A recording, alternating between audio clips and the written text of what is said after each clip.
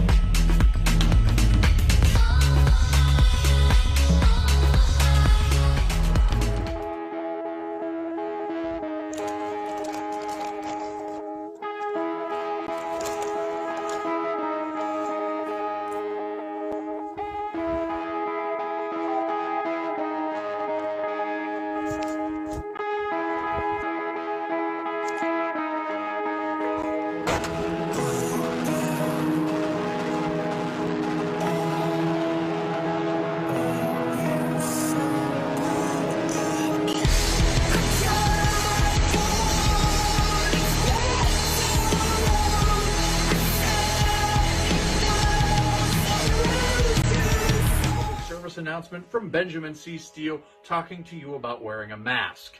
Not this one, but this one.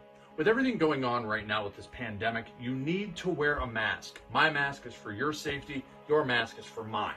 I don't care what your uncles, brothers, best friends, mailman's roommate from college put on social media. Chances are they didn't think it through, and there's a very better than average chance that they're an idiot. So when you go outside, you put on your little mask over your face, put the little straps around your ears, and we're all going to be a lot safer. This is a team.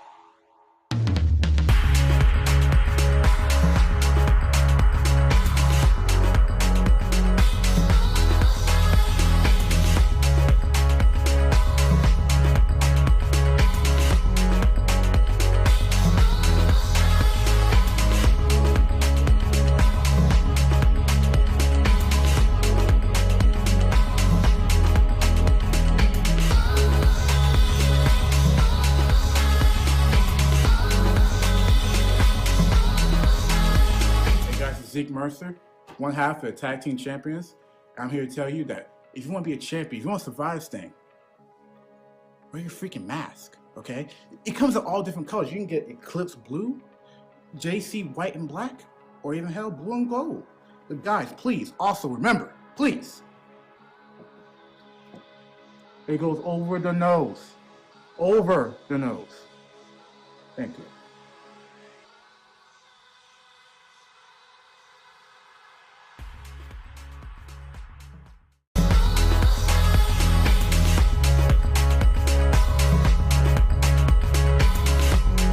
Parental discretion is advised.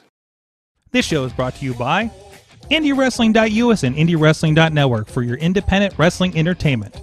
Slice on Broadway, supporting Pittsburgh podcasting with the perfect pepperoni pizza. Just Pro Wrestling News Podcast. No filler, no pop-ups. Production services by Sidekick Media Services. And listeners like you, supporting us at patreon.com/Wrestling Mayhem Show. Just wait.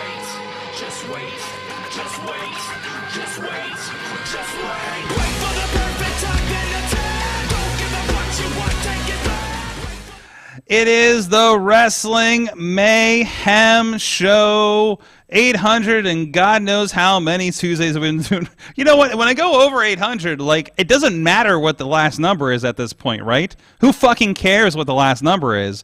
We've been doing this over 800 times on Tuesday, talking about professionalized wrestling. Who cares if it's the 805th time we've been doing this? Because we just do this all the time. We do it on Mondays. We do it in the Slack. We do it when we're just hanging out before a wrestling show, setting up for a fight pay-per-view. It doesn't fucking matter anymore. I'm Mike Sorg. That happens to be my name, at Sorgatron on the Twitter in the Sorgatron Media Studios in Pittsburgh, PA. And we have with us, first of all, my my podcast buddy, my podcast pal, Mad Mike is with us from Beacon, New York. Hey, yo. Wow, he got the hair I did going. this time. He's got the hair going. I did. It's just kind of a wild hair. You literally got a wild hair. Took like a whole water bottle. I a whole water bottle. There it is. Sprayed the whole top of my fucking head. Wow. I'm like, how do you work like this? I don't know. How do you live like this, Scott Hall? Yeah. Like, how did you make this work for so many years, right? So I mean, it's quite a shift from Big Scott Hall from the Wrestle Rock Rumble. Yes. I didn't rewatch that. I did not go back and rewatch that video. I didn't have an Oh, opportunity. Sorg, I don't have a lot of free the time, tiniest man. shorts. And I've been emerging from a pool with Kurt I've been Hennig. dedicating my free time to watching episodes of Tacoma FD. I'm sorry. All right, well, that's where I'm at right now. On your part. That's what I need right now. No, see, you don't know that you need Big Scott Hall and Kurt Hennig in your life. I know that I've experienced this before, so this is not new to me. It would be a reprisal of sorts. I did not made sure not to give any landmarks near your home, since we discussed that that's not a good idea, probably. I mean, no one's coming knocking yet. No. I mean, but the advent of podcast stalkers, I don't want to give some fuel to the fire there, because if anybody's going to be tracked down, it's probably you. Probably. Yes. For the most part. And also another person who won't reveal their home address from somewhere in the greater Pittsburgh area. We'll just keep it general. It's Tony Kincaid, the most loved commentator with Renegade Wrestling Alliance and Prospect Pro Wrestling / ring announcer. I see you're getting that gig again here soon. Yeah, it looks like I did such a good job. Everyone loves me. Yeah, so they're like, you're a great fill-in, sir. So. Well, when you're the best at what you do, people try to find space for you to continue to be the best at what you do. But you know what? I think you single-handedly fixed the show crowd when you stepped in after like 2 matches. This new ring announcer just wasn't going well. Was a bad night, and you stepped up and did this, and then immediately turned the crowd. Like, that was impressive, as the ring announcer. It's a top 3 highlight of my career, to be able to turn a crowd that easily. Next time I come back to 2PW, we're like, remember that time Tony saved the show, guys? There's a funny story about that it basically involves everyone trying to figure out how to help the guy, and he was a very nice guy, but he was just not ready for what professional wrestling is. If you're not from the world, ring announcing for professional wrestling is terrifying. Yeah. I walk in, do Tony Kincaid things, and the crowd instantly wants to murder me. So I call that a good day. Yeah, there you go. It's a good day. But this is the Wrestling Mayhem Show. You can check out everything at WrestlingMayhemShow.com. You can check us out at that email address. Good times at WrestlingMayhemShow.com. 412-206-WMS0 is the hotline. Please give us a call, especially if you're drinking, you're gambling, I don't know, whatever vice you're doing. Maybe it's not some of that other stuff. Leave that to your imagination. And also, we are here live every Tuesday at 9 p.m. Eastern Time, relatively, on the Wrestling Mayhem Show Facebook, YouTube, Twitter page, as well as the Sorgatron Media, Twitch, and the IndieWrestling.us YouTube and Twitch page. And I realize I need to pull up the chat rooms. I do have you guys over on the Facebook, seeing some familiar faces over there. I know. Well, that's just Mad Mike. Oh, Tina and Podner are hanging out in there, and I see a few other people watching. So And we'll check in on the other chats as well. So please, and if you see us on the Twitter, please share us, especially here on the Tuesday nights. Talk about us on Twitter so other people can get into it. And, of course, we have a lot of great discussion on the Wrestling Mayhem Show Facebook group, on the Discord that you can see linked at WrestlingMayhemShow.com, and over on our Reddit page as well. We share the shows and just pro wrestling news and everything over there. But if you want to submit anything to start some conversation, we are keeping an eye out there and seeing what we can do with Reddit. Thank you to our Patreon supporters at patreon.com/Wrestling Mayhem Show. Our friends at the fan of the show level, Bo Diggity! Woo! As well as Ed Burke and Team Hammerfist at the Poppy Club level, Dave Bonner, Bobby F. J. Town at the Pizza Club level, Doc Remedy, Kyle Turner, and The Riz, and at the manager level, Bradley and Tina Keys, and at the clerks level at $37, I am obligated to say, is Mad Mike. Yeah! It must be Mayhem Mania. So exactly. I'm going to double check because somebody was talking to me about signing up, but I don't think they did. Amateurs. Well, actually, somebody signed up for our other Patreon over on AwesomeCast tonight. That's great. So that's hey, I appreciate it. And also, since we're talking about Patreon, and I'm trying to get this thing going, we do have a Patreon over on Just Pro Wrestling News as well. It's getting it going, but there's some behind the scenes of Matt Carlin's talking about some news items. He has some write-ups that he's put up there over the last few months. So if you're interested in that, if you like what's going on with Just Pro Wrestling News, which is your daily wrestling news in 5 minutes or less, we're doing it like 4 or 5 days a week, depending on the schedule these days. But it's a great project. We want to keep it going, and we're kind of at that point where we decide kind of, does it keep going? Are enough people into it? And one way to know that people are definitely into it is if you give as little as $1 a month, like you do to this show, to our friends at Just Pro Wrestling News. Our friends, it's me and Matt. Let's be honest about this. And Katie, too. Katie's the voice. Did you call it Just Patreon Wrestling News? Just Patreon Wrestling News? That could be a level, right? Where you get the special news, where you get the maybe that's where we drop the rumors. That might be an idea. That's actually a good call. Because the hot tips, dirt sheet that's Vic where Venom, the dirt sheet is. Yes, the wild stuff that probably isn't true. It doesn't matter, right? I mean, you should just have the rumor level be Vic Venom. Yes, Vic Venom comes in, and yeah, bro. Well, actually, we need a Vic Venom name, but for Matt. Bro, see, I didn't know about the Vic Venom thing, and DJ Lunchbox told me to ask Vince Russo about Vic Venom. So I'm literally sitting in the back of a car on the way back from the airport with him, and I was like, my friend told me to ask you about Vic Venom, and I'm like a fucking idiot, I asked him about Vic Venom. Like a fucking Mike. Remember last night when we talked about doing embarrassing things in front of professional wrestling people? Yeah, that was one of them probably. If it makes you feel better, Vince Russo's done a lot more and more public, professionally embarrassing things. I would say Vic Venom might be one of the highlights of Russo's career. Honestly, yeah. Right. But it's good. It's good to know that you asked Vince Russo about Vince Russo. I didn't fucking know. I didn't read the magazine in that era. I didn't know. I was 6. I didn't read the magazine in that era, but I know who Vic Venom is. I was at least 16 at the time, so I just didn't. Well, no, I wasn't in the WWF then. I had moved on, and I thought it was trash TV. Car crash TV, like it. Yeah. I was like, I'm shocked. Shock TV. Shock TV. It was Shock TV. I wanted my wrestling like the good old days, and WCW was the thing, right? And NWO was cool. And then came this guy. Yeah. I mean, that is the thing. Scott Hall.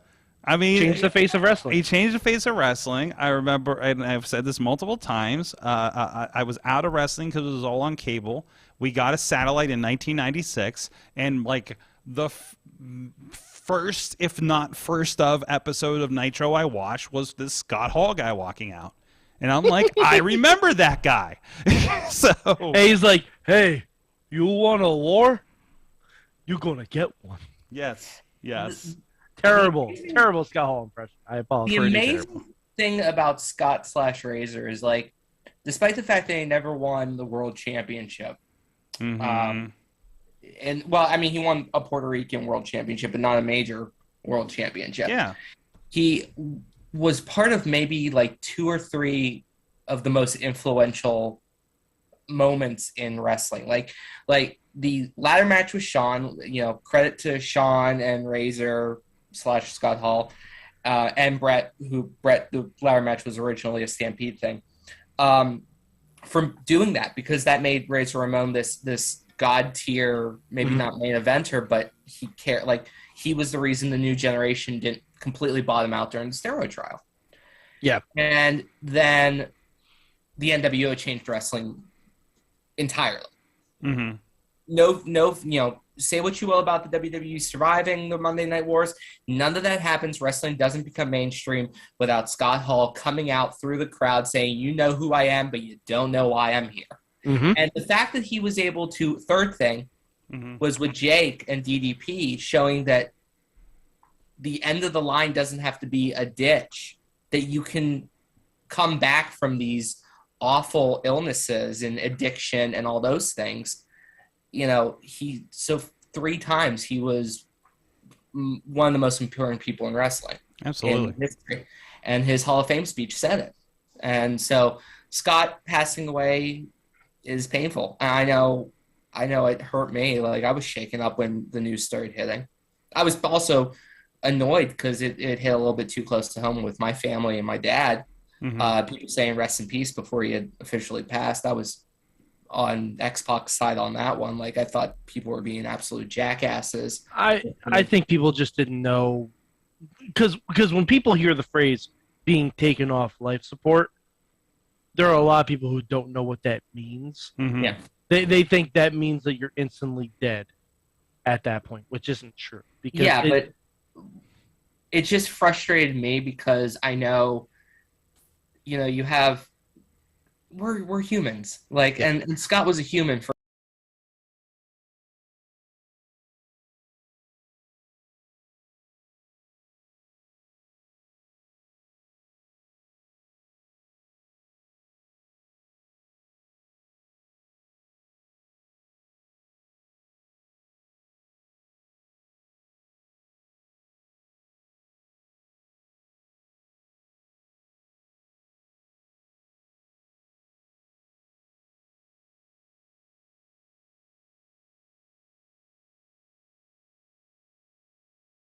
Second here to spin up. There we go. There we go. There we go. Hey, sorry, we were having some kind of technical issue of some sort here, and we'll try to avoid that. But Tony, you roll back for a minute here because I know you were talking about Scott and his influence here. Yeah, and Tina mentioned it in chat too. Not to mention the influence that the whole clique has on professional wrestling. We have 3 major world champions, 2 5 Hall of Famers in that bunch, arguably 5 of the greatest minds in pro wrestling. And I know people brag on Waltman, but if you've ever listened to Waltman talk wrestling, he knows pretty much. Oh yeah, absolutely. And 5 of the greatest, and he can still go too. And not even to mention, and no one else mentions it, Scott Hall invented Crow Sting. Like, it's common knowledge that he was watching The Crow and helped Sting develop the Crow persona. I didn't know that. Yeah, so that is, Scott Hall is the reason, one of the main reasons, one of the top 3 reasons the Attitude Era got to where it is, and why we got Stone Cold and Rock and the NWO and mainstream wrestling, and the reason 98, 99, 2000, 2001 were the best years in pro wrestling. Absolutely. And why all these amazing athletes now are pro wrestlers that wouldn't have considered pro wrestling. I can't remember the last time, and granted, I know my feed is full of just professional wrestlers and wrestling people, but I can't remember the last time somebody was passing that it just took over anything I could see on the internet like this, right? I mean, Shad was pretty close, even though Shad didn't have not nearly as high of a no, like Shad was because of the tragedy of it, unfortunately. Yeah, exactly. Yeah. Like I in respect, the Shad, I think he was great, but he didn't have that prolific long career that Scott Hall did. that Right. impacted so many people and of a certain age and era that, you know, it's people like our ages and wrestlers of our ages that were inspired by them, if not a little younger, because of the eras and stuff and looking back at history. But you know, I think that's been, you know, that shows you. But it is also a figure that was impactful in a very specific hottest time for the industry, right? So like it's a certain sweet spot, I guess, of where he came up, where he was influential, and how many companies and things like that. And again, his addiction story and everything too, which, I mean, you know, God bless him for having at least the last 10-ish years, maybe. I remember thinking, Jake, when we were thinking about timeline last night, we're talking about this. But no, I think that's the one thing that annoys me is how much time we lost with Scott Hall due to addiction. And that's not an annoyance on anyone specifically. Addiction is a disease and it's rough. And, you know, Scott Hall did fight his demons valiantly, but we lost such an amazing period, probably his prime. Oh, absolutely. he would have been world champion. Oh my God. WCW, multi-time. Yes. Not even that. When they came back, if he would have been able to get back in shape when NWO came in 2002 for X8, like if he would have been able to get back in shape, he could have, that NWO angle could have had legs, and it just fell off. And then with TNA, like if he would have been able to be clean in TNA, there's no way they wouldn't have given him the NWA World Heavyweight Championship. But it just wasn't in the cards. I'd say Kevin got it at some point, didn't he? Yeah, I believe so. Not the Legends. I'm not sure about the NWA, but I know he got the Legends title. I'm gonna check right now. Okay. But the point is that we lost a lot of good years from Scott Hall, and I am glad that his last few years were clean with his family, mending the bridges that the addiction burned, and he was able to pass surrounded by his loved ones, because that's really all we can ask for at the end of the day. And you can say the same thing, although, you know, Jake, I think we had a longer viable career with him than Scott, probably, maybe. But he's another one that, could you imagine if he was clean going through the 90s and being there for the next era of everything, you know, through the late bits and things like that. So, but yeah, that's, but again, like you said, I think he's still an inspirational story that even that late in your life, you can clean things up and stuff. You know, I've talked about last night where, you know, we work with our friend Jim Ellermeyer over at the Fishing Without Bait podcast, who was you know, I think a couple decades clean at this point, and you know, even as clean as Scott was, you know, every day was a battle. Go see Matt. Go follow Mike Bennett's Twitter account, right? Like, he's another guy who's been through this kind of thing, and he's on that other side of it, right? You know, I know, you know, a friend of the show that's had some addiction problems, you know, had some issues lately, and you know, it's a constant battle, and they're going to trip, you know, and you know, hopefully they don't do something horrible enough that they become demonized, you know, and they trip. But you know, all you can do is kind of support and hope they can. I mean, it's up to them to take care of, to get better in the long run. But you know, hopefully provide support when possible if you're close to them.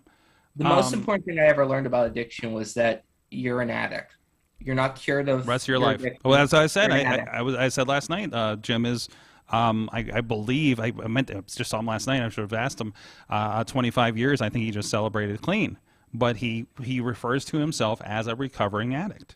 So, like, and that is, you know, Jeff Hardy is a recovering addict, regardless of where he is in his life, right? Eddie Guerrero was, Scott, Jake, all these guys. I'm say half of wrestling when you think about it. Zach Gowen, right? You know, they're all through the stories, and the story is continuing. The story does not end when it comes to this. You know, that is a part of them and a part of something they have to fight all the time. See, because the alcohol doesn't just go away, you know, especially, you know, in this society, right? And just you have to constantly deal with that, and probably a little worse around pro wrestling, but you know. We talked about Big E last night, of course. Tony, you had a couple words you wanted to say on that. Yeah, you know, I have a lot of angry thoughts about what happened to Big E because he's one of the nicest people in pro wrestling from everything we've seen. And such a devastating injury shouldn't happen. Awful to see. I'm glad the damage wasn't as bad as it could have been. I mean, I feel that is the winning thing there, that he's not more hurt. I've seen some tweets in the last 24 hours, especially about like wrestlers, and I can't remember if they were like, you know, people on TV or just indie guys or whatnot, but still, actually, I think they were like some legends, talking about like, hey, this is a reminder that we're all just like one miss, one slip away from, you know, everything, you know, going, you know, stopping, right, when it comes to their career, you know, and it really is, you know, this is entertainment, but this is a physical, dangerous entertainment, you know, that they do how many nights a week. So, and I think it's, you know, it's an unfortunate reminder of that. So, but I mean, again, all things being fair, it sounds like he's could be okay. The worst, at least the initial worst reports are okay. You know, no surgery, no ligaments, no spinal cord issues is what we hear in report. He mentioned to see, I believe, 3 and 6, if I'm not mistaken. I think it was 1 and 6. But... 1 and 6. So. But like, here's how good of a guy Big E is. He saw all the people that were concerned for him on social media. Yes. And while he's on the stretcher with a neck brace on, he records a video for his social media just to let everyone know he's okay. Absolutely. Like you don't get people doing that. No, you don't. You don't get people doing that. Like that. Like even in probably the worst injury of his career, he still took the time to let everyone know that he's okay. Like instead of, you know, the rumor mills and all that stuff or official reports or things like that. No, he took it upon himself to like, hey, there's a lot of people concerned for me. I'm gonna let them know. Like that's amazing. I don't think I'd be able to do that. I don't. That's crazy. And it was probably for the best because there was so much speculation going on in the couple hours after it happened that like him putting out the "I'm okay, I'm here, we're fine," and also like, you know, Xavier putting out stuff and all the guys close to him in the locker room, you know, talking about, hey, he's fine, he's in good spirits, everyone calm down. You know, because I mean, the show had to go on, and if you watched SmackDown, you knew something was wrong. But I saw some people talk about like how are you still doing the match, and I'm like, well, there's an entertainment issue here. While this is going on, there's a live show going on. Yeah, and that's the thing. It's also, you don't want to create a public panic too. Exactly. Yeah. You don't want to. You have to learn from Owen's tragedy and remember, like, unless it's the bare, like, this is dangerous, we have to stop the show, like, emergency. There's a line. That's the thing. Is it dangerous for the fans in the building? I think back to the earthquake that happened in New Japan like a year or so ago. Oh, yeah. Right? That is the only instance, unless like the fire alarm is going off and we got to get the hell out of here, or there's a thunderstorm threatening the safety of everybody in the arena in the stadium for WrestleMania. Or God forbid, something like an active shooter thing or something. Right. Something Again, of that nature, safety of the attendees is the only thing that will stop a show for WWE, because they are live on television. They have a product, and I don't mean this in a callous way, but there's a product to deliver. There's fans to do that. You don't, and if it's not something that you need to shut down everything around it to take care of, Big E can be rushed to the back and taken care of, and the show can go on. Because that's why they have earpieces and everything, right? Just in case like accidents happen, like stuff like that happens. Like they have protocols in place for specifically things of this nature. Right. And this is one of the biggest companies, wrestling companies in the world.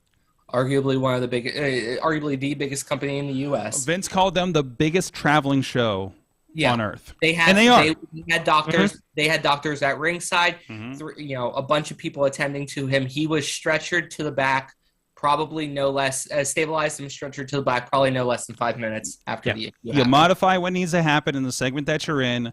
You get it done. I mean, the same thing happens when somebody breaks a leg, twists an ankle, gets concussed. Tears a quad. How many times has this happened, right? Tears a quad. We saw that with some sometimes We've seen hilarious, that. We've sometimes seen that several hilarious times. results.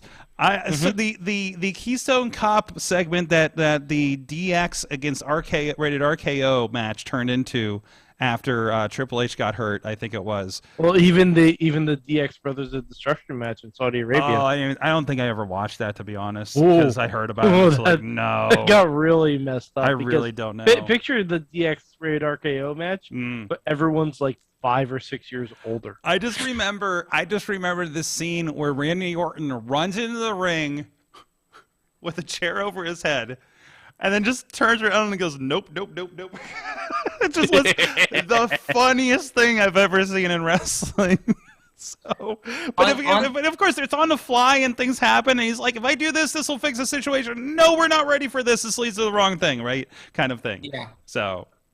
And that's just you play it by ear every All of it is. It's the greatest improv potential for anything going out there. Like, we know, you and I know the guys that have planned every little thing of the match, and we know wrestlers that will just go through all the things of the match. Crowd be damned if they're digging it or not, right? And then the ones that will just be like, oh, the fans are going this way. Yeah, let's. We're mixing this up a little bit. You know what I mean? I mean, we've seen these shifts in the middle of a match like this. Like, we've seen that. We've seen we've seen like the side talk, and then everything changes in the match, right? And outside of injury that we're initially talking about here, but that's also one of the interesting, magical. I'm trying to partially paraphrase Ronnie Nicole's beautiful violent art that is professional wrestling, so and that's it. That's what we're here for, is the crazy and the wild, and seeing it all. Does anyone ever call themselves the beautiful violent artists? Somebody, I'm sure somebody. Someone should. What's RC Dupree calling himself these days? Because he was doing something like that. So, because he's like, honestly, that should be the name for Moxley and Danielson. I like it. So, but no, it's the kind. That's what attracts. That's the kind of thing that attracts us. As we know more about even as we know more about wrestling and what it is, that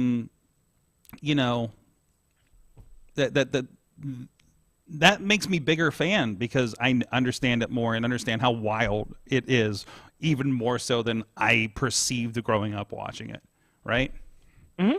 So absolutely. Let's take a break real quick. Take a little breather. Not me. I'm taking the ad.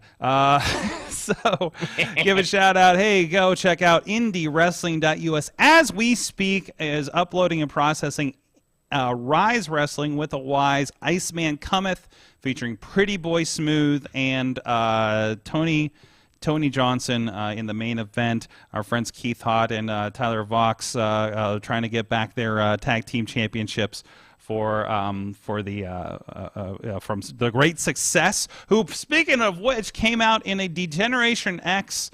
They mimicked. You're gonna have to see this thing. They mimicked the New Age Outlaws.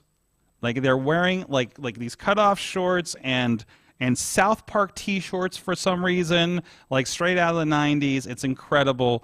Putting together just the graphics and the enders on this match, and I'm really excited to sit down and watch this. Our buddies Chachi and the crew are producing these shows for us at IndieWrestling.us. The Team Chach, we'll call it. Team Chach is working on this, and I can't wait for that to be up there for everybody to see over on the Indie Wrestling Network, as well as on VOD, DVD available as well for order, and we're also will be on the YouTube membership tier, the $4.99 tier over on YouTube, so you can watch all your wrestling from Rise, RWA, VCW and 2PW and some other stuff from the vault, all on wherever you can watch YouTube, on an app, on a TV, on a phone. You hear that? On your TV, Mike. You can watch all this stuff. So go check that out for affordable prices. Whatever gets you. Plus, we have the live stream. Whenever this show isn't running, we have a live stream checking into all of our partners, so you can catch up, see what's on. Flip the channel, if you will, over on our IndieWrestling.us Twitch and YouTube page. Today I was watching Lee Moriarty. Who was he taking on? A great Lee Moriarty match. There was just, some great Rise stuff, some great classic stuff going on there. So go check all that kind of stuff. And speaking of RWA, they do have a show this weekend. Is March to Victory. I think the first show I ever did for them was a March to Victory. Now I think about it, and I just remember a faction of Ashton Amherst, who just popped up in a WWE video. I can't remember who that third partner was, but I know one Corey Graves was a part of that as well, starting out, and he was there for about 2 months, and I think he got signed. So, but we knew him from some other. As Corey is one to do. Well, of course we knew him for several years before that, and he was a regular on. I think he was on here about 3 times, and one time with Butterbean. So that was one of my favorite moments of this show, interview-wise. So, but Tony, of course, you are the color commentator over at RWA. Been there for a few years, and man, RWA is on such a kick. You just had Shane Taylor last month. Brian Johnson from Ring of Honor has been there, and he's been tearing it up with guys like Daniel Eads. I think he had John Roden a few months ago as well. We've had Cody Deaner coming and going a bit. Crazy Steve has been in and out. He has been for several years now. Like, there's a lot of fun stuff. Plus all the regulars down there like Rev and J Rock, and it's again one of my favorite promotions to go to, and I'm really happy I'm in town and I'm going to be able to be at RWA for the first time in a few months. In person filming this thing. So what do we have in store for this week that people should expect? A lot. And I got to bring up my list because the card is huge. And just off the top of my head, our champion, Ryan Edmonds, is taking on the #1 contender who won last month. How are you saying that with a straight face? How you say that with a straight face? Ryan Edmonds is the champion. Well, I can say it with a straight face because this was coming. And the reason this was coming is because the owner and promoter of RWA, who I will say is my boss, first and foremost, Dr. Feelbad is my boss. He does employ me at RWA, got a taste of his own medicine. Ryan Edmonds has been wanting to be released from his contract since before COVID, and Dr. Feelbad has been holding him for ransom. So you know how you beat your ransomers? You take their most prized possession and you hold it over their heads, and that's what Ryan Edmonds did. Wait, is that how that works? Wait, what book is that from? Wait a minute. That's from the Book of Edmonds. Okay. Chapter 6, verse 3. And I don't have any sadness to give Dr. Feelbad. I don't. I don't have any sadness for the RWA fans who are like, oh, he's not a deserving champion. J-Rock deserves to be the champion. First of all, J-Rock has been doing some really odd things, bringing out his own title and declaring himself the true RWA. Yeah, that was weird. Throwing the title to the ground. So it's strange. I do like the aggression from J-Rock. I'm not knocking the aggression. But the fans who have been booing Ryan Edmonds and laughing every time someone decides to take him into the concession stand and make a mockery of him are now eating their words. Bad choice. Yeah, that was a little on the. That was a little right on the hot dog there, buddy. But not you two. But the disrespect to Ryan Edmonds over the last few years, and it was even before COVID, and now he's the champion, and people are complaining about it. Well, suck it up, bitches! Like, you earned this. You deserve this. You deserve all the sadness you get from watching Ryan Edmonds be the champion that he was, is, and will continue to be. Now, that all being said, Jason Raditz, Ruthless Jason Raditz, is one of the most talented wrestlers I have ever seen come up. And I've watched a lot of wrestling in my life. And this kid is the 5-tool player. Strength, agility, stamina, intelligence, and just a masterful job of controlling his opponent. And I think Ryan Edmonds does have his hands full. And I think it is because Jason Raditz is just built. Doc and Church and I say this all the time. Jason Raditz is a future RWA heavyweight champion. I don't know if he can do it now. It might be too early in his career. He might need a little bit more seasoning. But he's going to give Ryan Edmonds a hell of a match. And it's going to be a hard defense. Absolutely. You're seeing shots, if you're with us on video, and him knocking JDL in the head. I'm hoping to give him some wells there while he's at it. So that's JDL for those on audio, not the other guy. No, from a crazy, I think, 5-way scramble. I don't know if I got the number right there. And then we saw a little bit of Ryan Edmonds in his title defense with Tad Jarvis, and our friend of the show. And to talk, I do want to mention Tad, because Tad almost had. Man, that was a good move. That was a good move. Speaking of dropping people on the head, jeez. But Tad had a heck of a chance. Almost pulled it off, but his inexperience fell through. I think we see a repeat of that against Raditz. It's not, but there's also some issues going on, not including Ryan Edmonds versus Jason Raditz. We also have the Rev and J-Rock are going to have to deal with their issues. Now, if you recall, when Edmonds won the title, he won the title by pinning the Rev, Ron Hunt. Now, the Rev was knocked out with the championship belt by J-Rock. And that was an interesting choice by J-Rock, very aggressive, but he didn't capitalize. Edmonds did capitalize. This has been brewing for a while. Rev, as everyone may or may not remember, won a number one contendership chance before COVID, lost it to Ryan Edmonds. It was nullified and voided. And this has been one of those dragons that the Rev can't catch, is being the heavyweight champion at RWA. He's won heavyweight championships at other places, but not at RWA. RWA is one of the hardest places to win a heavyweight championship in the area. Straight up, no chaser. Rev now has to deal with J-Rock, and a more aggressive J-Rock, a more calculated J-Rock, a more fresh in hunger. This is the best shape J-Rock's been in. He is doing moves and doing things that lesser human beings could only dream of. But the Rev's the Rev. Rev is the Rev. He is one of the most talented wrestlers in the area for good reason. So that match is going to be off the chain. And I can't wait to see what happens with that. Does J-Rock bring out his title again? The legitimate champion of RWA. How ridiculous, I was going to say ridiculous, but crazy was it? We had Shane Taylor and J-Rock the last show, and I think there were about 3 belts on the line. None of them the RWA belt, by the way. There was J-Rock's real champion belt that I think has his logo on it. We had the was it the Ring of Honor baddest man in the world title, and I believe I'm sorry, I'm blanking on what that VIP. Third one. The which one? Champion. I think it was VIP. VIP Texas was the other one that he has. So it was pretty crazy there. But there's a lot of gold on the line, and for everyone who wasn't able to catch February's show, you're idiots. Just straight up, you're idiots, because Shane Taylor was there.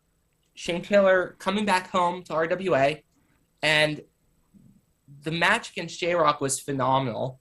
I don't think people understand. You talk about RWA, and you may have some misconceptions about the fans, and deservedly so. The fans are scum. But the entertainment. I mean, look at them beady eyes at ringside there. Come on. I mean, none of them have literal souls in their body. Wow. They are all. I don't know what destroyed them mentally when they were in high school, but I'm assuming it was someone who was better than them. So they all come to wrestling and they cheer on RWA, and they have their favorites and they have their not favorites. It's an experience. I always call it the last Wild West frontier of pro wrestling in Pittsburgh. is the Wild West. Mm-hmm. And I think we've proven that time and time again at RWA. Mm-hmm. So I just there are things going on at RWA, and you don't want to miss these things. I know there's other things you could be watching. I suggest you don't. Yes. But as long as you're watching all this stuff at IndieWrestling.us.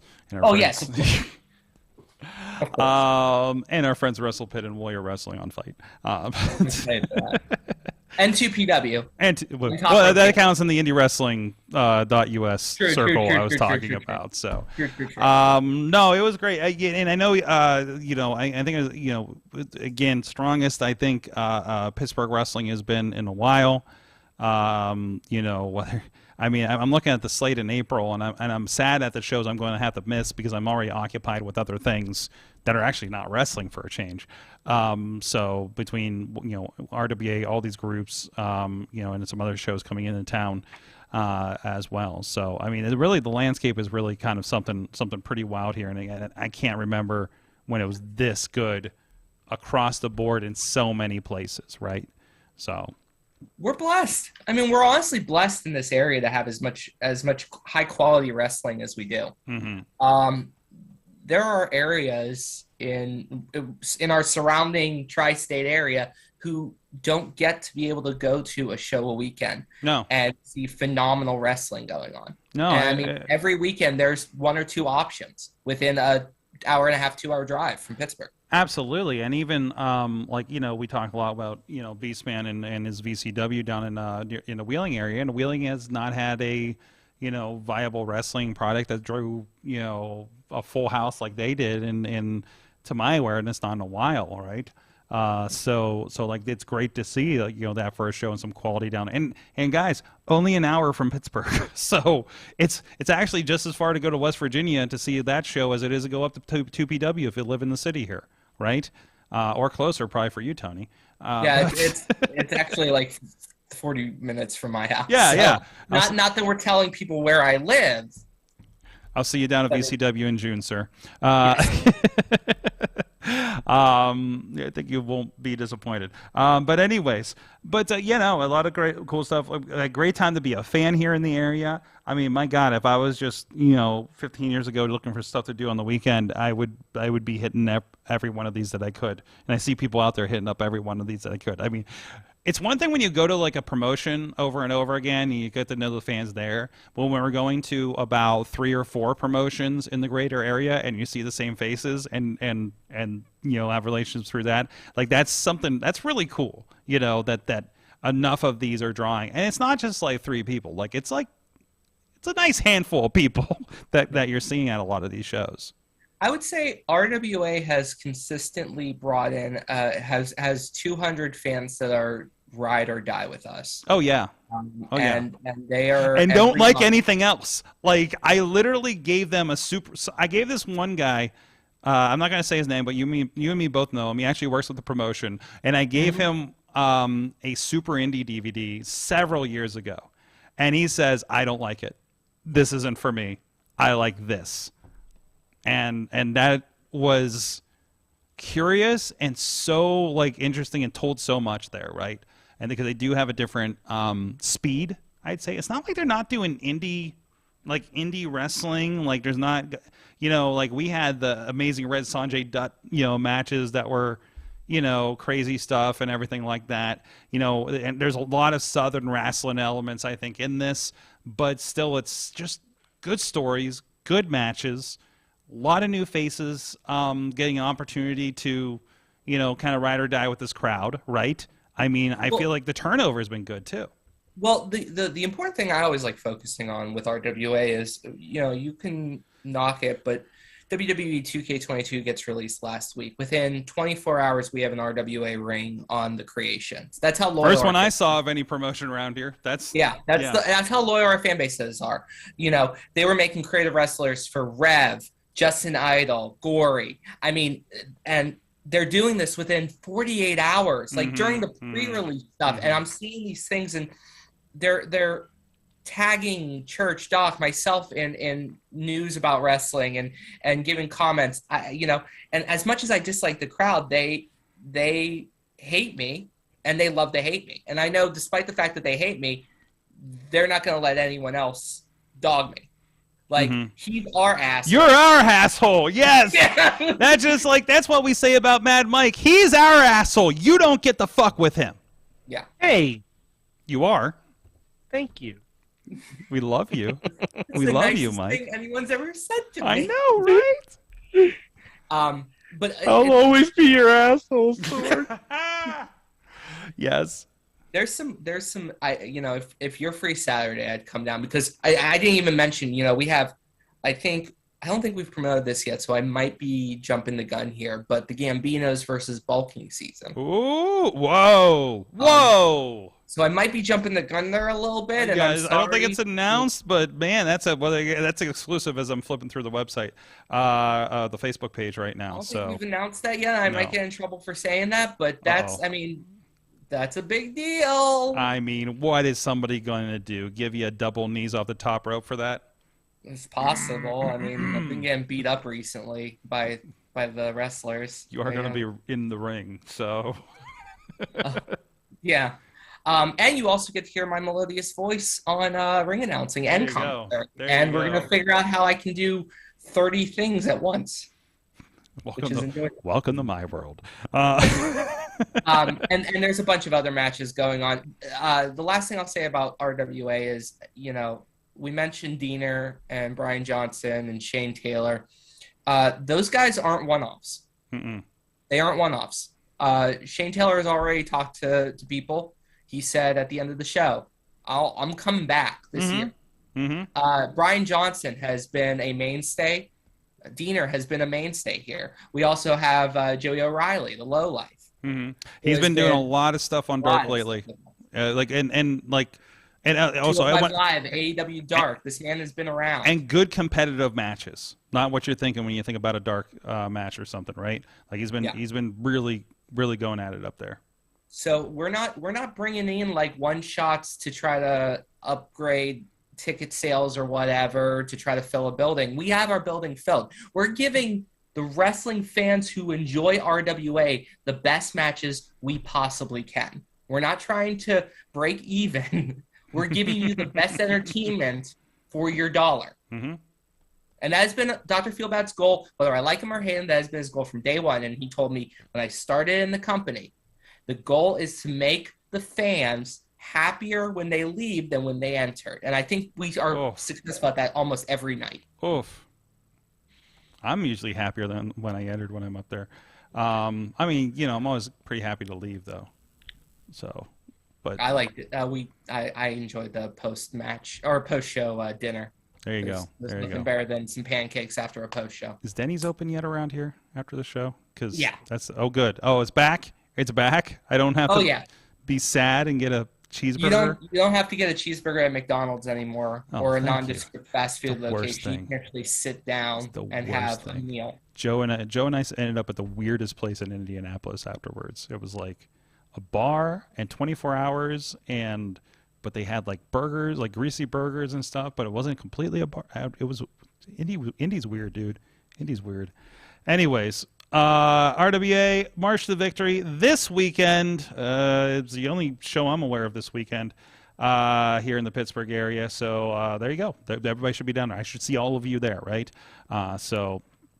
And I also want to give a shout out. Probably not me. Is it Mike? I love you're like Mike. Come down to it, right? And it's like you realize he's like 6 hours away.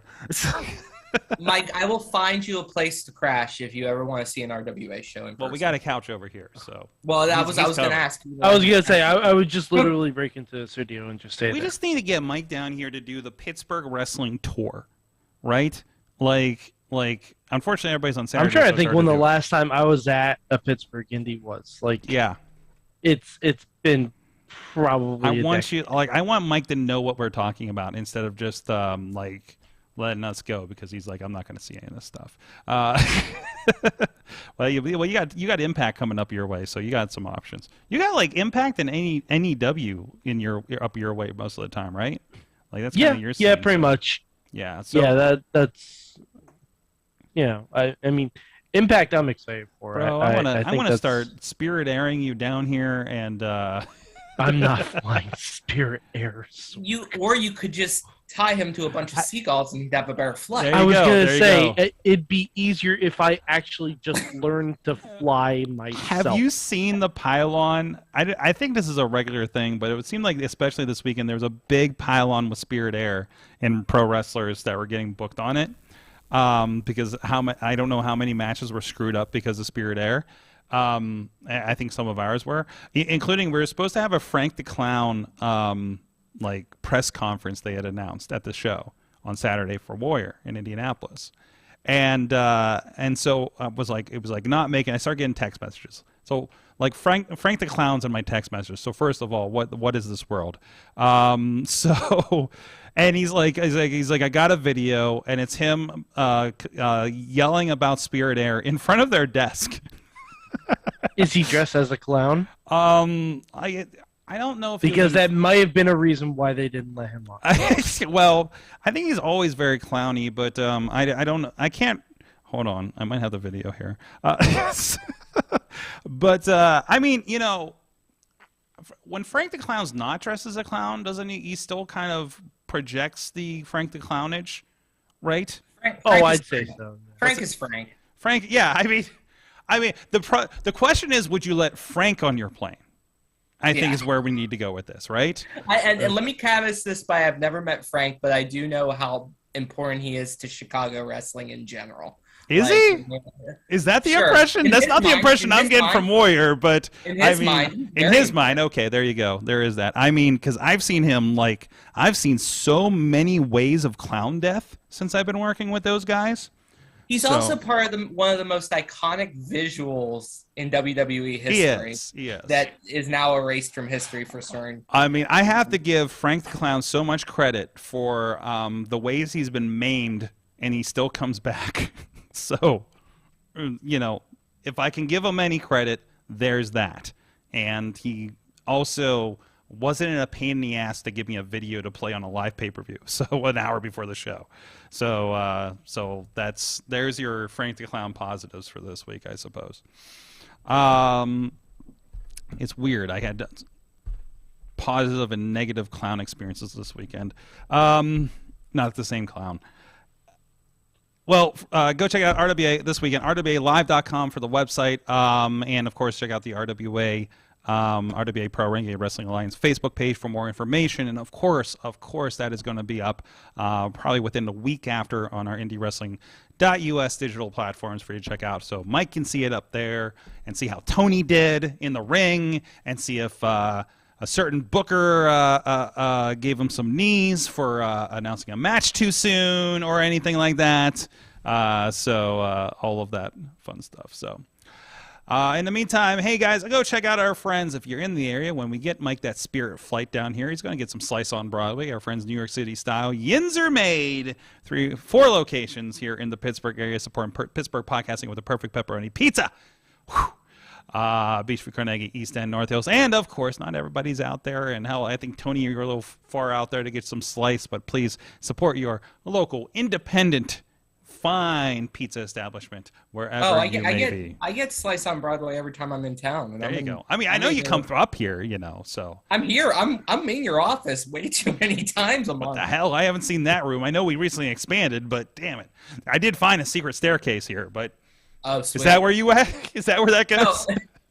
No, you do I do the podcast now more than I ever expected. That's right. To do the podcast. And then with Top Rope Tabletop, we're now exactly.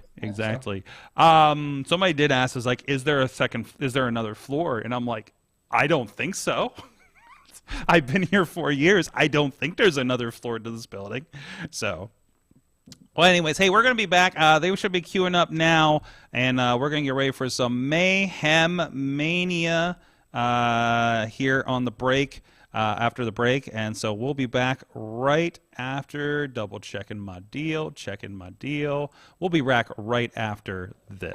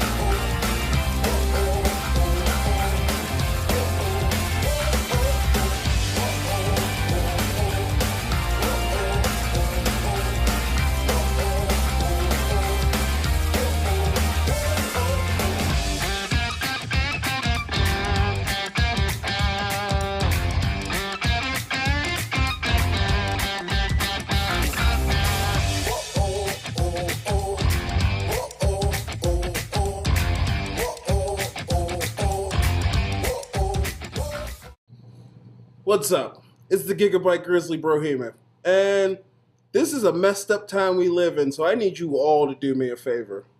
Wear your mask. Like this, not like this, or like this, or like this, like this.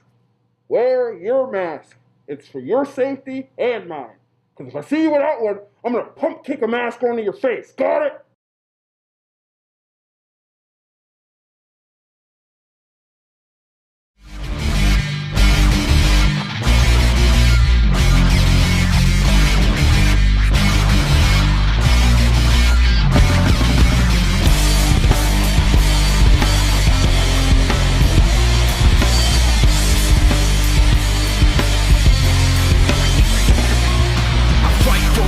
For a foot or an inch, yeah, I fight for you all. Is the truth and I'm in, yeah, I fight for every breath that I...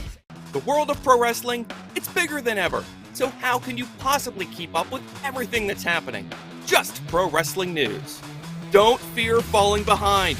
Give us just 5 minutes every morning and we'll catch you up on the biggest news in the world of pro wrestling. No filler, no rumors, no spoilers, no pop-ups. Just pro wrestling news. Subscribe on your favorite podcast app or tell your smart speaker to play the Just Pro Wrestling News podcast. Find out more. Go to justprowrestlingnews.com.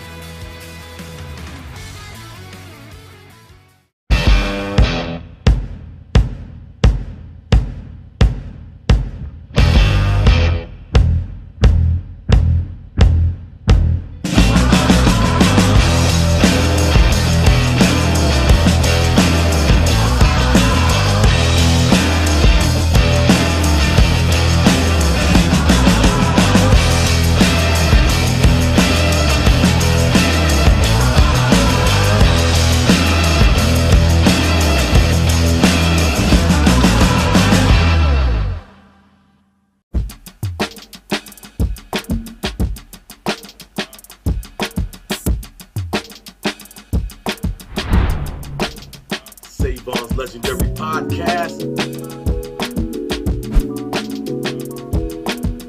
Shout out to Grind TV Network on Roku. Grind City. And you know this, man.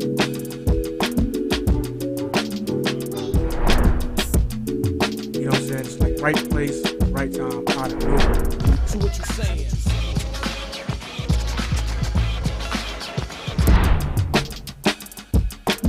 Former tag team partner coming to save. Tony Johnson, we saw him battle Edric earlier, but this is a 2-on-1 mugging.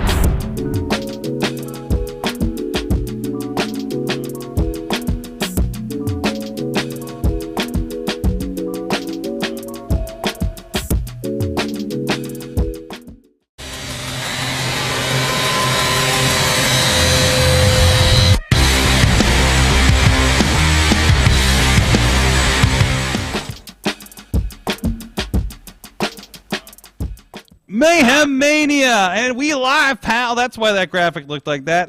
We are live. It is time for Mayhem Mania, and we are short a couple people because somebody didn't turn their clocks back, apparently. But that's okay because we got all of us here to do the mayheming, and we got more people next week. Actually, I meant to mention at the end, our friends from Pit Fight are actually going to be joining us next week because they're back.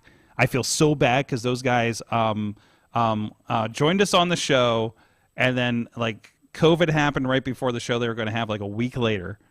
So we had them on the show, and I think we did a video game night to try to help them out and get some donations for their cause.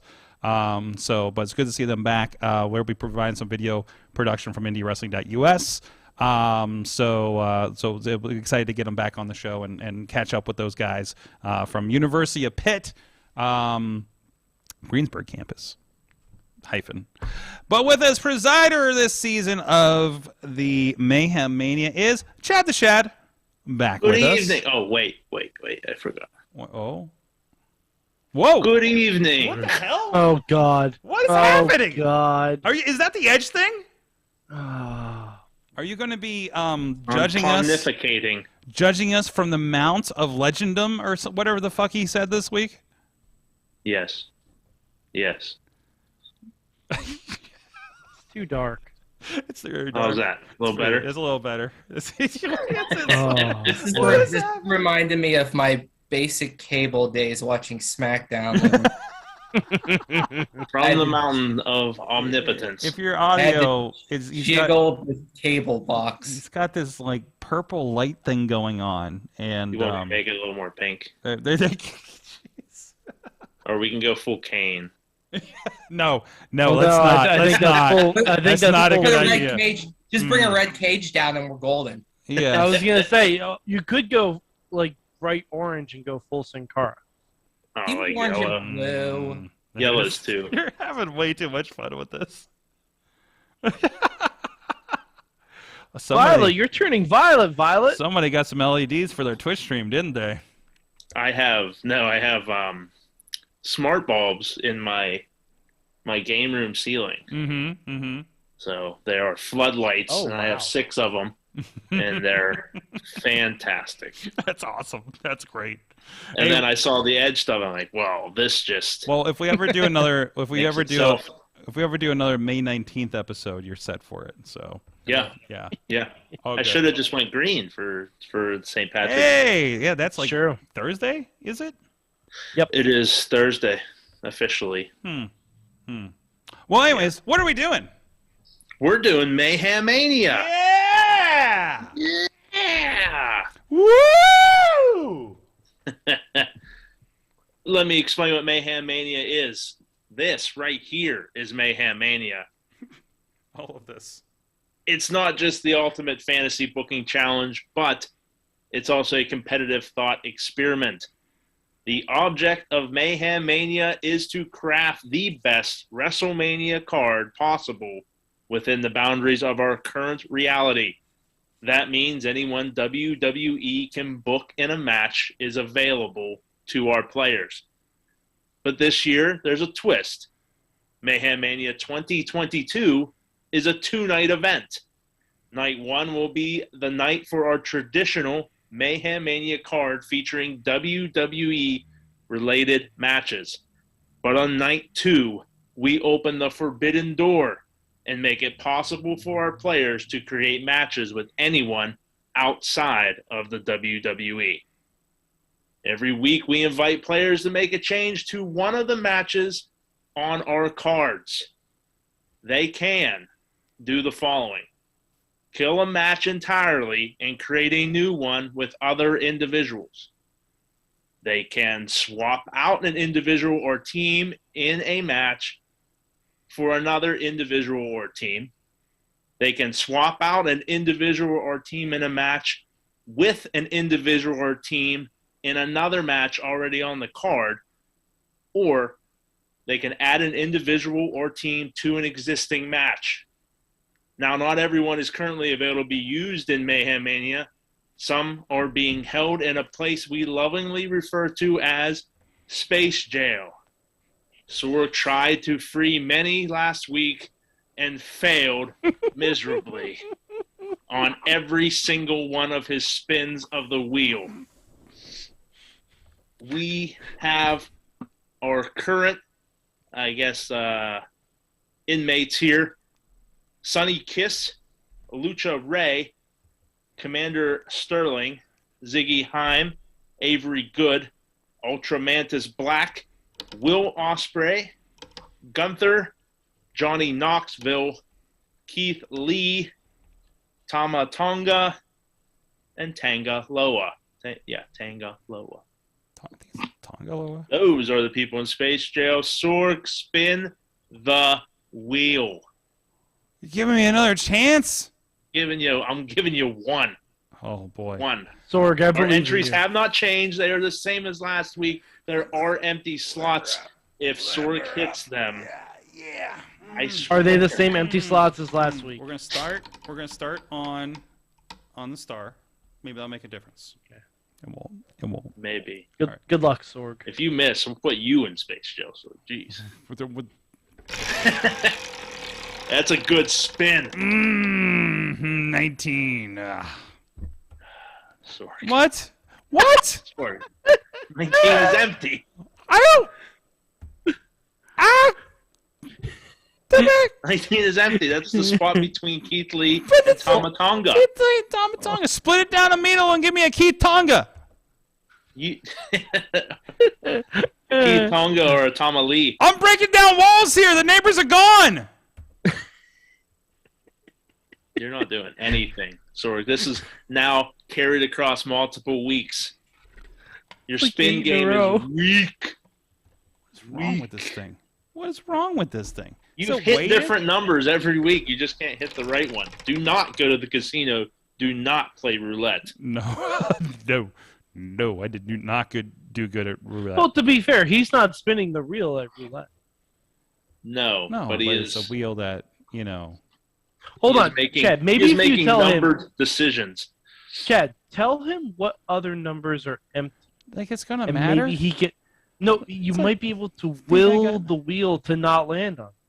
I'll give you one spin, but the numbers that are empty are 1, 2, 4, 6, 12, 13, 15, 17, 19, 21, 22, 24. That's a lot of open numbers, actually. So I'm kind of not surprised I'm hitting them all the time. It's a 50-50. It's a 50-50. Yeah, I wouldn't lose it. 1, 2, 3, 4, 5 people right back to back. If it's a 50-50, it's a 50-50. I'm going to lose 90% of the time.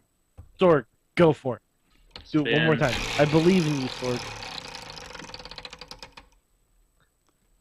3. Sunny Kiss. Yes! There we go! Yes! Finally. You did it, Sorg. That is what? No, we spun it 6 times last week, 7 times? Yes. I was not too far off on those figures. Since I'm here this week, I'm taking credit for that spin. Sure. I will gladly give you credit for that. You can have it. You can have it. So speaking of Mayhem Mania, we have a super card. Mm-hmm. Sunny Kiss is out of super jail. Space jail. Not super jail. Super space jail? They're very different. Super jail is very different than space jail. Yes, it's a minimum security space jail. You don't want to be in super jail. A little more security this year, actually. I was gonna say it's minimum security, but somehow the wheel keeps locking people in. So yes, we've been tricking them into a false sense of security. On our WWE super card, these are matches that have been graduated, will not be able to be touched until Patreon in the bank when we add things to them. David Arquette versus Samoa Joe, made by Mad Mike. And Cesaro versus Ziggler, made by Papa Judo. The ones that graduated for the Forbidden Door night is Joker Sting versus The Fiend versus Danhausen, made by Ronnie Starks. And Darby Allin versus Jay White versus Lee Moriarty, made by the Podfather, Sorg himself.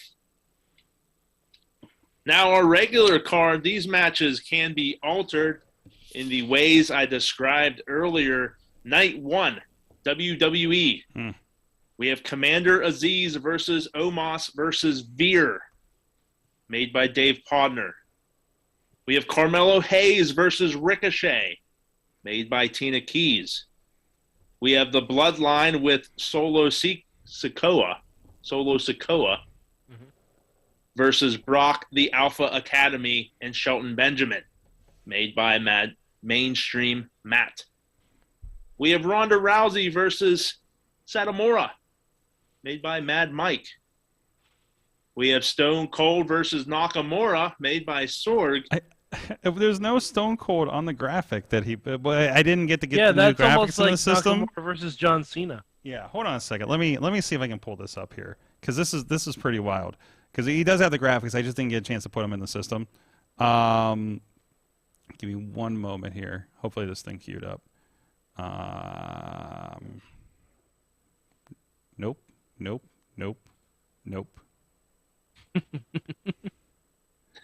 This has to be it. Yes, this is it.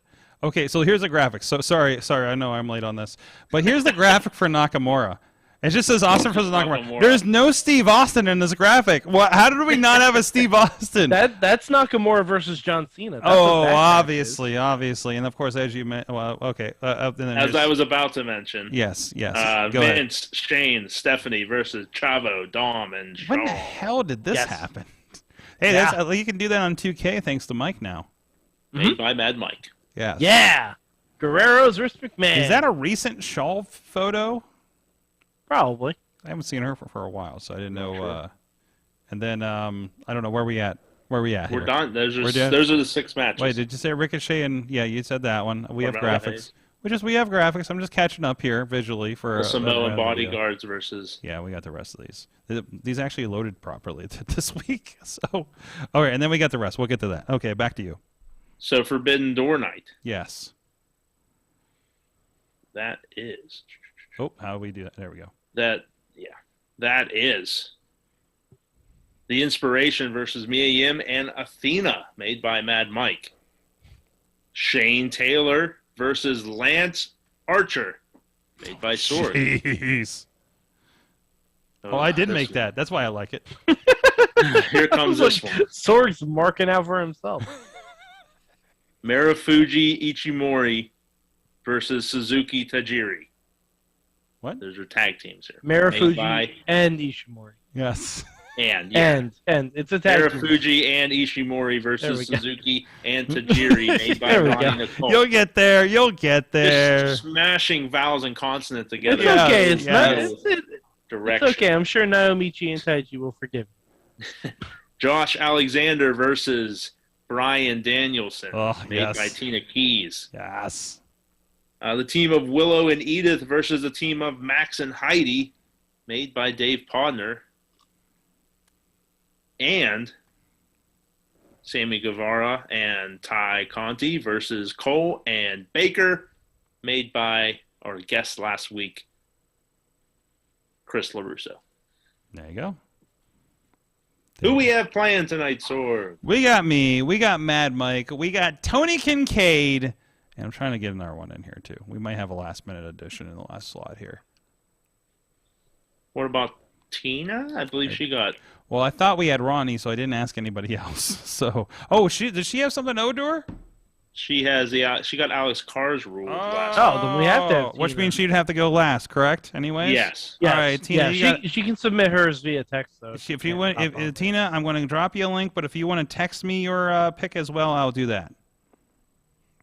So who do we have again, Sorg? Run them off. Mike, myself, Tony, and we're going to have Tina in here one way or another. All right. Sorry, I have mismanaged things tonight. All right, just 4. Well, this is Ronnie's fault, and yes, Ronnie was going to be the 4th. True. I may still call him and just be like, "Yo, make a pick, make him move." Actually, you want me to just throw make him move, reindeer games. I'm going to call him and just demand. I have some other people I could call here. Yeah, if you get him to go first. Well, you want me to call Frank the Clown and see what his move is? I'm not doing that. His move would be to book Frank the Clown. Right. What do you want to do? Frank the Clown versus Sammy Guevara. Make it happen. I was just looking at the website. All right, so what's your move, brother? Ronnie. What's your move, brother? Forward. All right, give me the lowdown real quick. Which lowdown? I need to know exactly what the deal is. What's the card? You're the first. You're the first pick. You have the website in front of you. Ronnie. Let me pull it up right now. Hold on. Okay.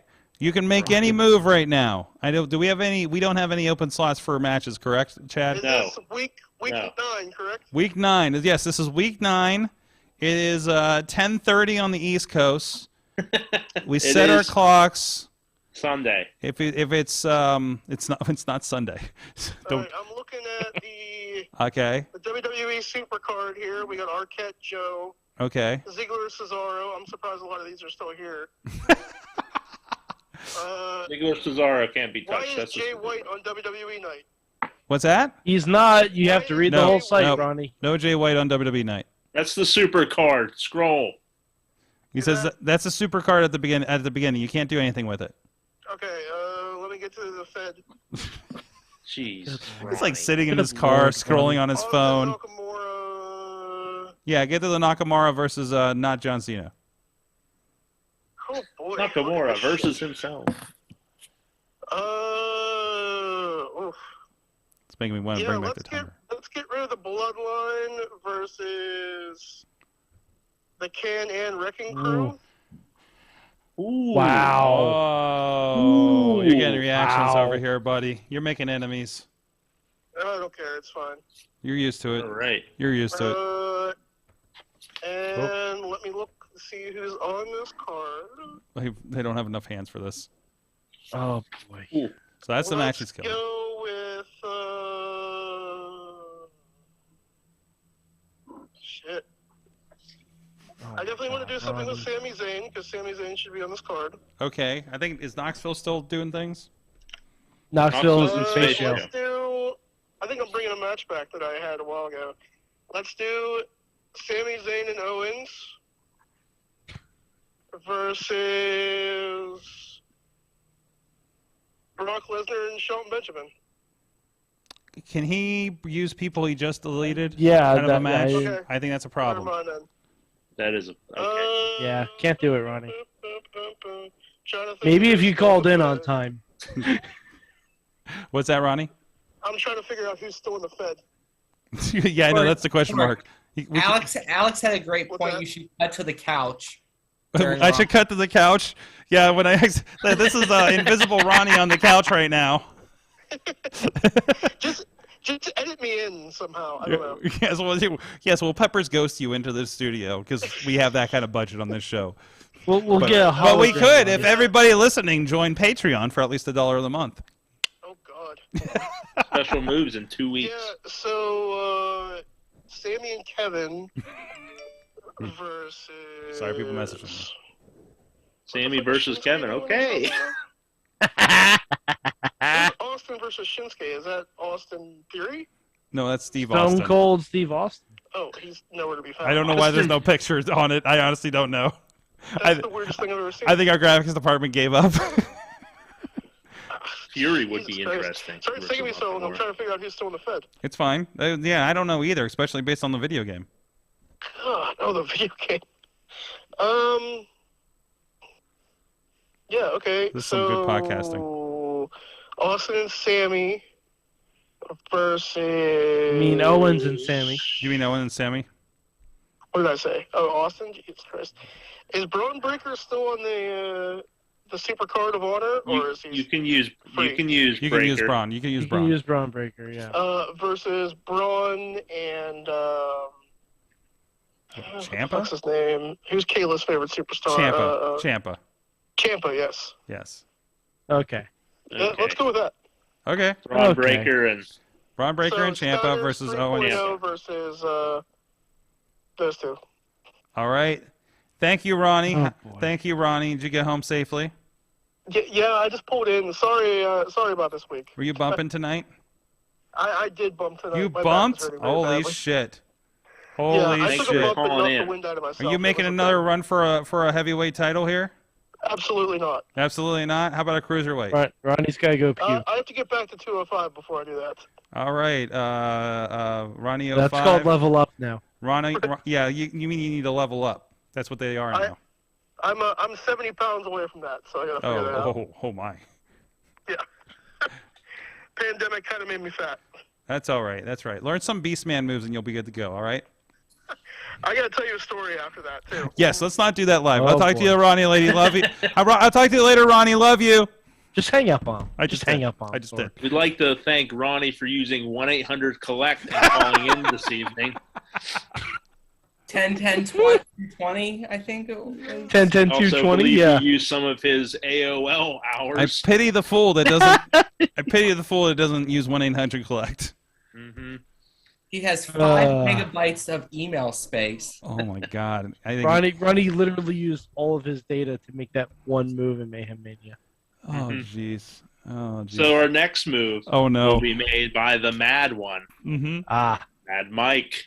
Okay. All right. Well, since I don't know the protocol for us graduating matches anymore, I feel like this one's been on there too long to have not graduated. And we need some more female representation on the show. Okay. Okay. Sorg, I'm sorry. No. Sorg, I'm sorry. No. Elias or Corey Graves? It's gone. Damn it's gone. I'm Let's sorry. hope that make more Sorg, noise. Sorg, I'm sorry. Elias Damn it! is. Oh, Damn it! No, actually.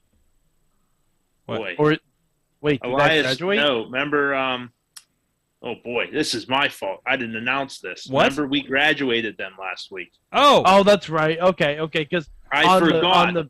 On the my page, notes. they're not. My okay. notes are carried over from last week. Yes! I had them highlighted. Yes! Elias and Graves graduated, and Phoenix, Ripley, Gonzalez, and Belair graduated. Okay, all right. I had them on the wrong I said sheet. corrected then.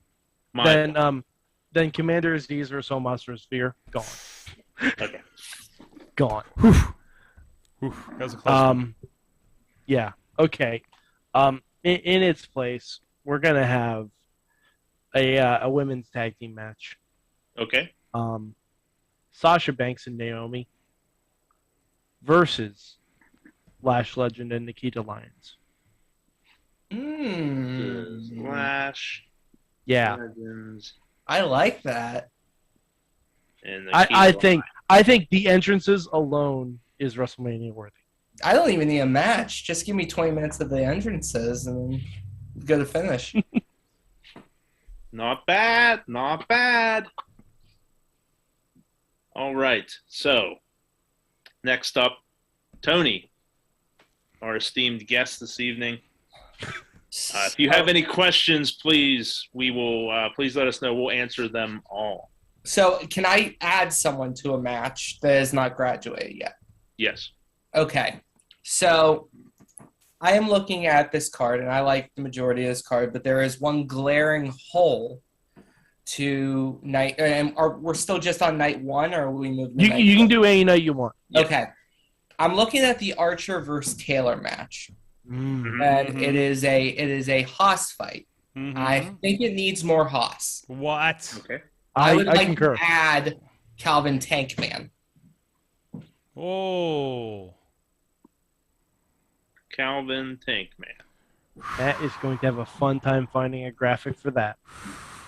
Fit all of that on a card. Oh no, not hard, not hard. I mean, he's on graphic for Conquest that we're doing this month. I think fit all three of them on that single match graph. He's taking on Ace Austin on Conquest that we're doing later this month. Oh, that's gonna be that's gonna be a hell of a match. Yes. But Tankman is one of the people I think deserves more press in the area. And some Lance props. Lance had a replacement. Jonah couldn't make the show this weekend. It was Lance and Mike Bennett. It was a really good match. Worth checking out. So, no, I accept this upgrade. I'm loving Tony makes an addition. He adds Calvin Tankman to the Shane Taylor versus Lance Archer match.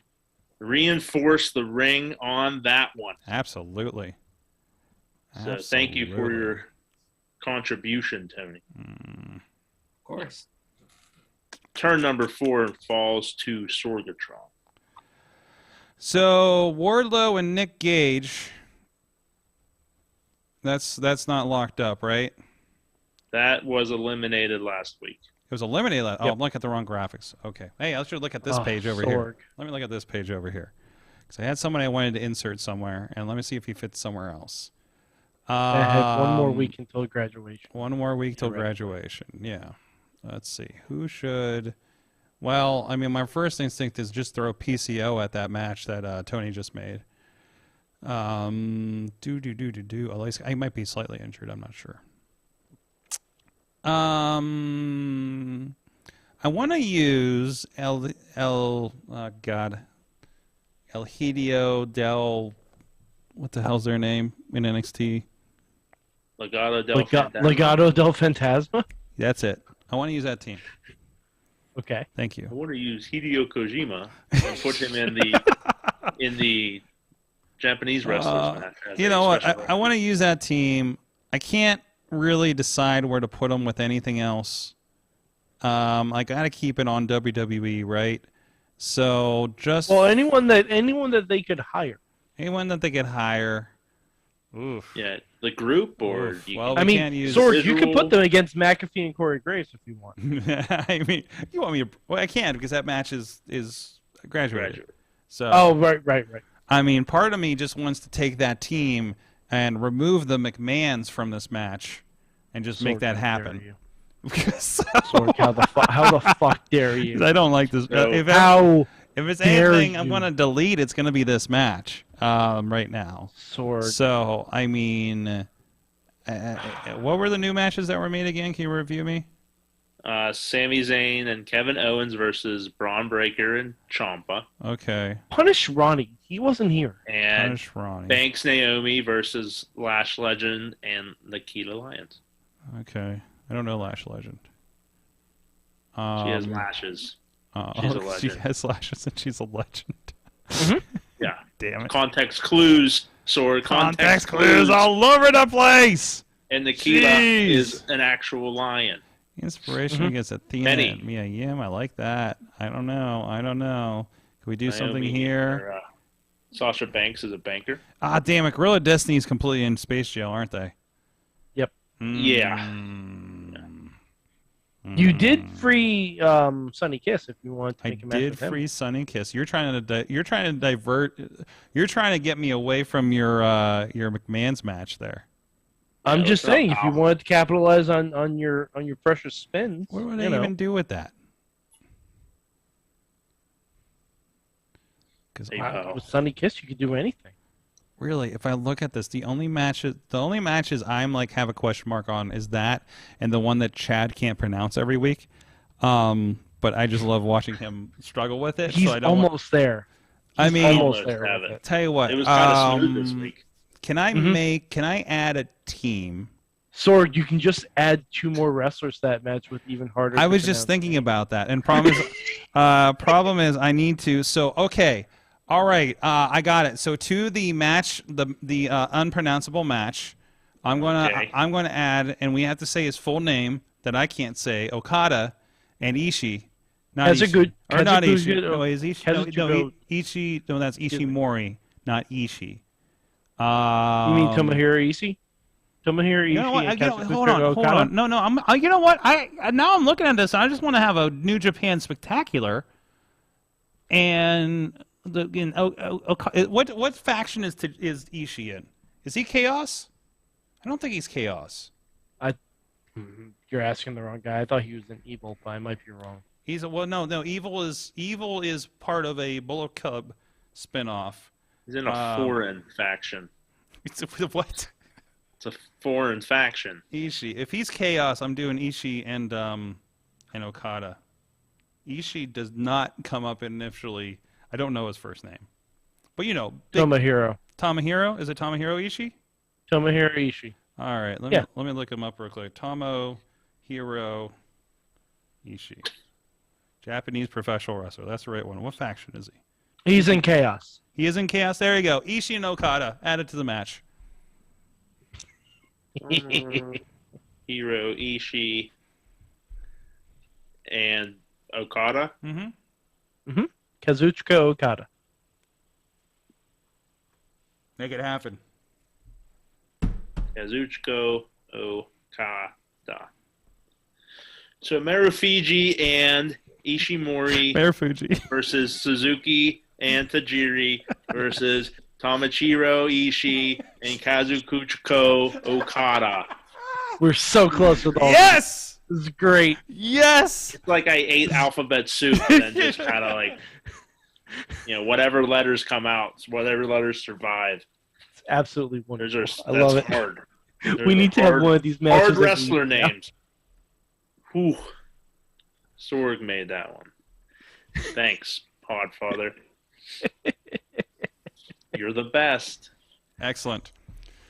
All right, that brings us to the last contestant this evening. Tina. I need a text from Tina. You've been keeping up on everything. Oh, here it is. Read verbatim, she says. Oh God. Excellent. That means Let me make sure I didn't. Make sure I didn't just fuck up whatever she sent me because I think she got Alex cards. I'll give it back. She got her match changed last week, which means she falls under the Alex Cars rule, meaning she will go last this week.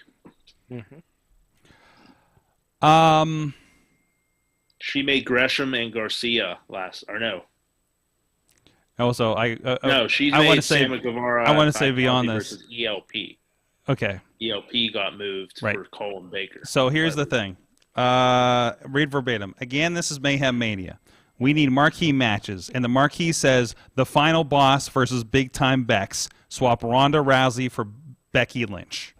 Ronda has been that. Oh, Ronda. Okay. Oh, that's a good one. Okay. So Rousey out, big time Bex in. Okay. I accept that. All right. I knew Tina was gonna fuck up for one of my matches. I knew it. Versus what's Satomura's first name? It's Mako. Mako. Mm-hmm. It's like it is. I feel so bad for Chad with this. I don't. Mako. He knew what he signed up for. There were no instruction manuals when I got the reins to this car. Do we need to slip you some? We need to slip you a New Japan. Well, I think you're in real trouble if you think a car has reins. Yeah. I think we need to slip Chad some New Japan logins so he can. The only reins this car has is Roman. That will not help. Honestly, I've been watching New Japan, and you see how much trouble I had remembering people's names and what faction they were in. So I mean, I haven't watched much since the Wrestle Kingdom this year, to be honest. But still, I mean, I have a hard enough time remembering the AEW's names. Well, Chad. Mostly because like there's 12 people on the screen at all times. Yeah. I'm like, why? Why is there 12? Why is there 6 people ringside just milling about like, down here in front of hard cam? Like it's a one-on-one match. Why are you people all hanging out? and I say you people because I don't know any of their names. I don't know who these people are. I just learned who Ty Conti is. Really? Excellent. From visual recce, I'm like, oh, that's her name. I didn't know who she was. Okay. That's it. I get it. You know. I don't know. She was Tainara Conti in NXT. That doesn't help. Was she? I don't know if that helps or not. I'm just saying. Right. You think it probably would because I did watch some NXT, but no, of course, it didn't. All right, wrap it up. What we got here? Or wait, did you just do that? We got the end of the week. Yes. For Mayhem Mania. Yes. We had matches created. Banks and Naomi versus Lash Legend and Nikita Lyons by Mad Mike. Ronnie used one of his lifelines and phoned in to give us Sami Zayn and Kevin Owens versus Braun Breaker and Tommaso Ciampa. No. I'm sorry. Tina. Make sure I make that. Tina moved Ronda Rousey to the bench and subbed in Becky Lynch versus Mako Satomura. And then on our Forbidden Door evening, Tony added Calvin Tankman to Shane Taylor versus Lance Archer. And Sorg added Tomichiro Ishii and Kazuchika Okada to the Marufuji Ichimori Ichimori versus Suzuki and Tajiri match. I guarantee that was I guarantee that was an opening match at a New Japan show in 2014.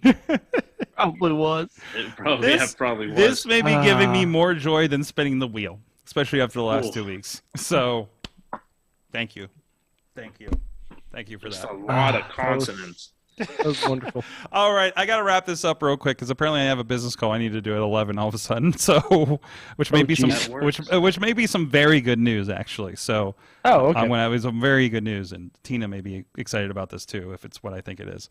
Remember I put that thing in the world last week? Mm-hmm. Manifestation. It came from vision board. It came from a different angle than I thought. Anyways. What did you guys learn from wrestling this week? Let's lightning round this, guys. Chad, other than how to say some new names in Japan. Yes. Well, of course, condolences to the Hall family there for Scott Hall. Mm-hmm. He added a lot to the wrestling business. I don't think any of it can be overstated. It's not exactly what I learned, but I think just that needs to be said. Mm-hmm. And I did learn WWE's doing a really good job if the Seth Rollins story payoff is Cody Rhodes. Really? They got people, if it is going to be Cody Rhodes, they got people chanting Cody Rhodes last night at Raw. They're dropping little hints about dashing and stuff like that, and they're playing the long game with it. I like it. Rollins can pull it off. That actually could be a really cool match if it's I mean, it's going to be ruined because people like to ruin things, but if you didn't know anything about it, you'd be like, oh, wow, Cody showing up out of nowhere would be pretty cool. It's only smoke and mirrors, baby. It's only smoke and mirrors. We're running out of weeks, but the long form storytelling Good Lord, is... now he's finally here. Wow! Here comes Cody Rhodes. Hey, thanks for joining us at 9:59 p.m. Yeah, everybody. Yeah. Oh, You. This is not the TBS Superstation time. I learned that Ronnie doesn't know a fucking clock. I took a picture.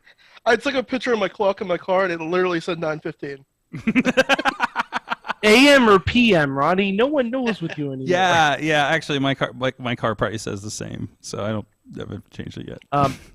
What I learned this week is oh fuck, I had something and I lost it because Ronnie jumping in.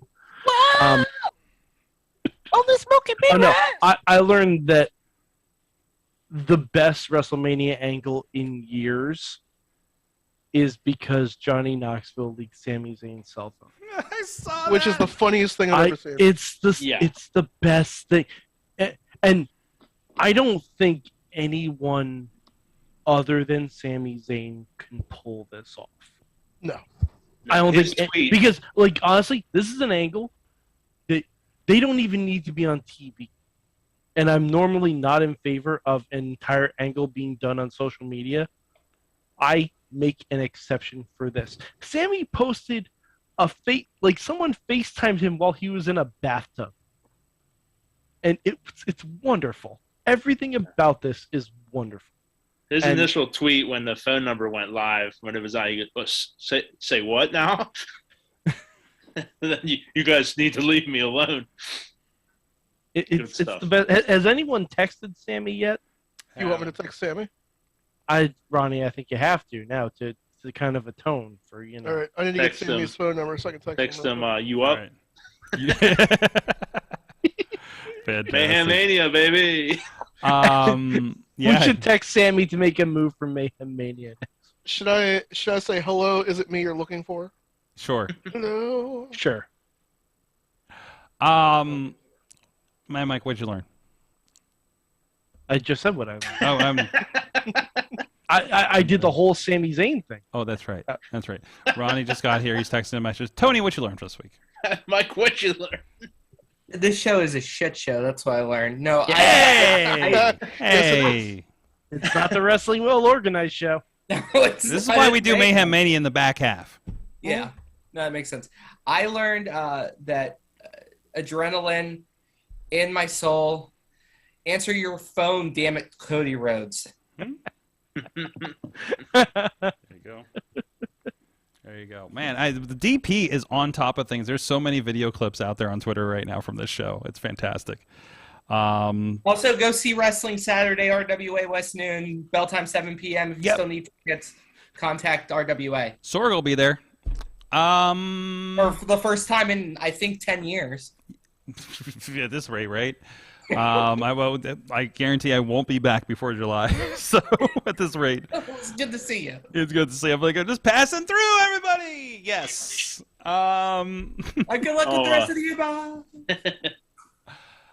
Don't forget R.I.P. to Edge's old theme song. Oh, I heard. I saw you. Put it in the Hall of Fame. It'll baby. be back. Man. It'll be back. Ronnie, what'd you learn?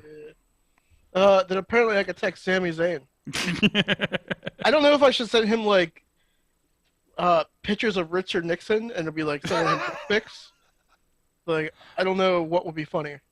Hypothetically, if I gave you Frank the Clown's phone number, what would you text him? Oh, bro, I can think of a few things. Okay, we're gonna leave it there. We're not gonna do that. I'm not gonna do that. Ryan's getting blacklisted so quickly. Yeah. What the hell did I learn? I learned, man, a little bit of that never say never in wrestling. I was good to see some people working some places that they've been out for a while this weekend, and some things kind of getting kind of back where they need to be. I feel. I know I'm kind of subtweeting at that point, aren't But no, I gotta say, there are a couple moments of appreciation for things this weekend. I think I talked about momentarily last night about the guy that talked to us about like how much he loved PWO and was like really excited to meet Joe and even myself apparently for the small tiny hand I had over there, versus some of the vibes and messages I'm getting lately have been really I want to say interesting, but really And Tony, and Ronnie, you guys working in this, and I don't know if you get this every once in a while with the stuff that you've been doing, but realizing from this show to shows that we've worked on and things like that, that this wrestling, even at this level that some of us are working at, means something to somebody, and you don't know until you know. Like sometimes 10 years later, right? Because I've been called out not just in wrestling, but I was also kind of called out in public for a project I did like 15 years ago last week, and that was kind of an interesting experience. And you don't know what impact, no pun intended, that you may have on people because of the thing that you did because you thought it was fun. So that's what I learned around wrestling this week. And I think that's a good note to head out on. And also, you never know where this will take you. So, Tony Kincaid, thank you so much for joining us. Of course. Always a fantastic conversation having you on. I will see you in a month when I have to do this again. Hi, Tony. Bye, Tony. Hi, Ronnie. Bye, Ronnie. Hi, Tony. Hi, Wheels. Bye, Wheels. That's going to be me Saturday. It's like, hi, bye. Yeah, hey, remember me? I don't think I've been there since December, so... That's not as bad of a run. So, my twice a year appearance to certain promotions, right? You have to introduce me now as Tony Kincaid, pro wrestling commentator, ring announcer, and overall jack of all trades. So, is that what we're doing? That's what I'm wishing into the ether now. We need to list some more trades then. I know your trades. But I don't think the public knows your trades, is what I'm saying. First of all, I need some trades. First of all, you need to stack the trades, and then we'll pump up the trades, and then we'll put it in the trades, and then you'll be set. All right, I need to make an NFT. Take it to the Don't make me take it to the papers. I'm out. Thank you, Chad. Do it, man. Thank you, Chad. You got 2 more weeks of Mayhem Mania. I think you're going to survive it, except for those words I gave you today. Yeah, don't worry. We'll get through it. Mad Mike 4883 on the tweets as well. He has opinions. Oh, yeah, I have a lot. There you go. Mad Mike, what'd you learn? And Ronnie? I learned bad times don't last, but bad guys do. That's right. And Ronnie Starks, thanks for being a guy. Sorry for showing up late. You're early. Showing up for the first, I suck. I'm sorry. It's all right. This is awesome, right. Cast. You're early. Apparently, I just want to say, bumping for the first time in years sucks. Oh, I could imagine. Oh boy. I'm pretty sure if I took a bump now, I wouldn't walk for a week. So. Oh, sorry. I'll tell you later. All right, I'll tell you. All right, thank you, everybody. We'll see you guys next week again. Our friends from Pit Fight will be joining us here, I believe, in the studio. We'll see you then. Mayhem out. Just wait, just wait, just wait, just wait. Wait for the perfect time, then attack. Don't give up what you want, take it back. Wait for the perfect time, then attack. This show is a member of the Sorgatron Media Podcast Network. Find out more at Sorgatron Media. You do not realize that you have to continue to... Just wait.